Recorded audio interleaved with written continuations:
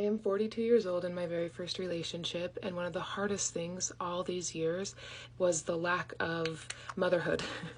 And I know that doesn't correlate, but for me, sometimes being in a relationship and getting a partner felt like a means to the end because that was the desire of my soul. Now, before I go on, I want to say two things. The first being that I will not be able to share or account for the different ways that people will feel about motherhood. So if you feel differently than me, that is completely fine. I respect people who are childless by choice. I respect mothers. I respect the grand spectrum of it. What I'm doing is seeking to just share with you my thoughts and feelings, and I hope that we can be respectful of that in the comments for others. And secondly, please don't tell me that I can still be a mother. That's not the point of this conversation. I know all the various ways that I can. I just want to express a little bit about navigating the difficulty through my life of wanting to be a mother and that never coming to fruition.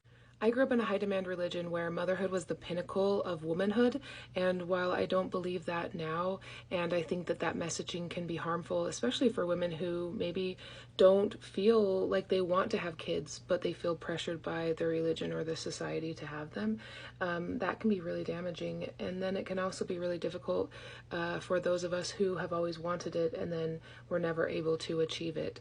And so there's lots of complexities there. But the reality is that I just have always been really good with kids. I love kids, and I always just from a young age, I had a deep desire to be a mother.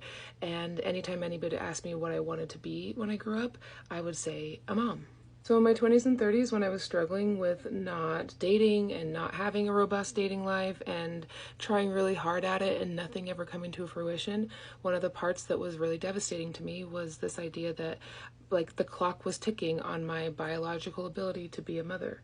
And then I went through some health challenges, and part of those revealed that I couldn't be a mother. And so I had a lot of grief about that, and I lived with a lot of pain, especially this time of year in the United States. Mother's Day is next week, and so there were Mother's Days where I couldn't even get out of bed, and then there were Mother's Days where it was like fine and it wasn't that large of a deal.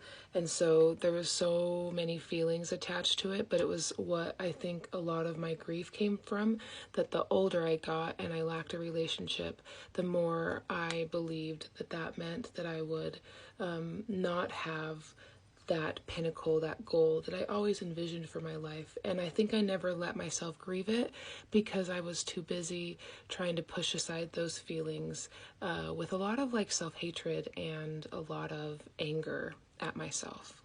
And then something happened after my mid-30s, like 35, 36. The pain of it wasn't as intense, and I don't really know exactly what the factors were, but I was grateful for that because it had been very intense. And I think now what I wish I would have done differently is allowing myself the grief of those moments and not attaching my worth as a human being in the society that I lived, meaning just the world, but also my religious society, to be so focused on that. And I think if I would have done that, I would have been able to appreciate more what I did have. And now I see that there are a lot of benefits and blessings to maybe not having that stage in my life. Do I still get sad? Yes. Sometimes I'm overwhelmed by the grief of it all, but I'm able to move through it differently. So as I think about mothers and I think about Mother's Day coming up and I think about my desire, I will hold space for anybody that's in any quiet moments of grief, and I'm sending you love.